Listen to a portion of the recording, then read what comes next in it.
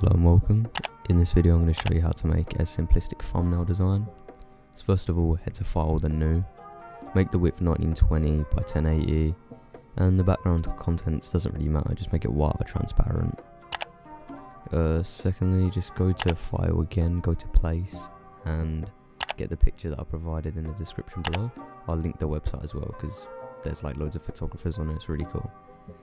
Once you've got it in, just press Shift 10 and move it around.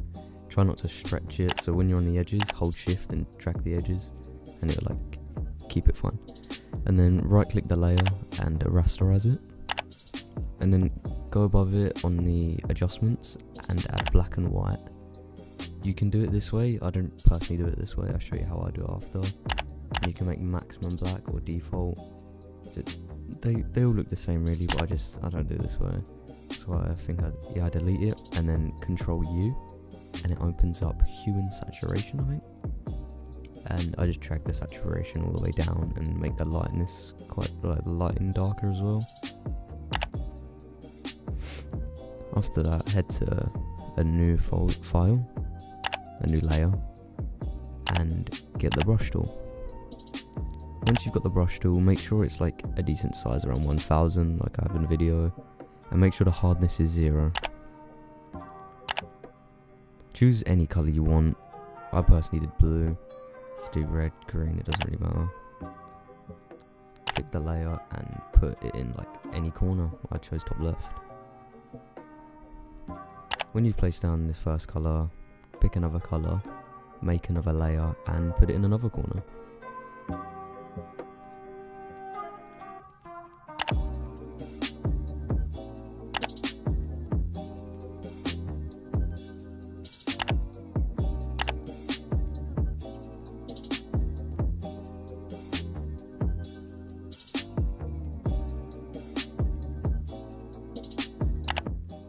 You can keep just 2 colours or you can do 3. You can do like as many as you want really. I'd say 4 max because you don't really want to go over the top.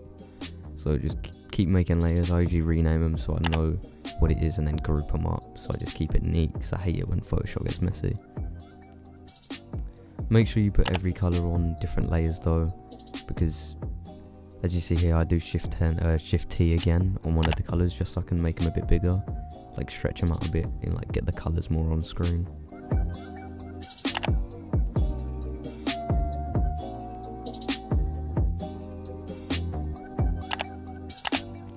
And when you've done that, head above and change the normal to whatever you want really. You could do hard light, soft light, overlay. Actually I don't think overlay would work. But I use difference. I really like difference because it makes it kind of, I don't know, it just makes it look like they fade more. I really like it.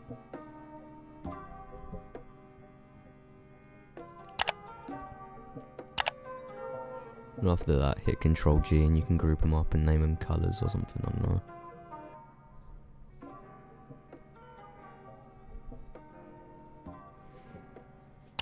Once you've done that, get the little text tool, the T, and I'll provide a download link for this font in the description. It's just a nice font, it's quite simple, nothing fancy, like paint cans, that only works for some things, and set up whatever you want. I did 3 layers, I think it was YouTube thumbnail tutorial. It doesn't really matter how many you have, I just decided to have 3.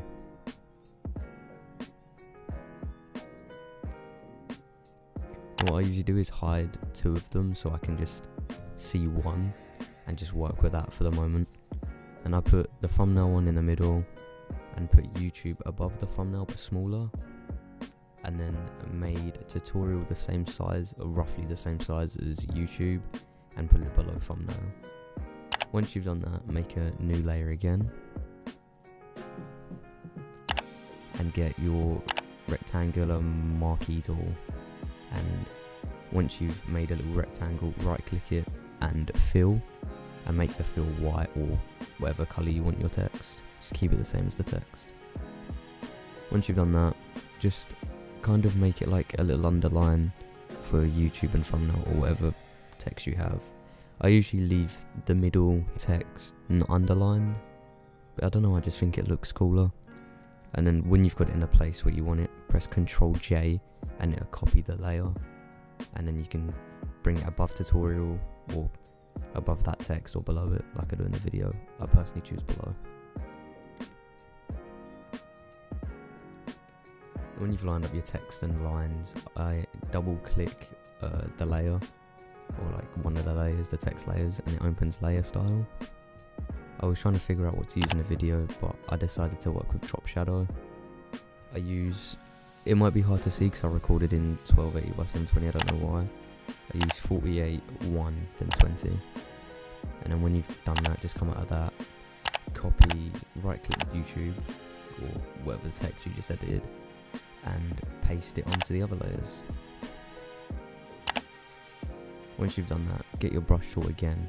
Make sure you make a new layer first. Get your brush tool, just turn the opacity down and choose a different light style, like soft light or hard light, whatever you want to personally do.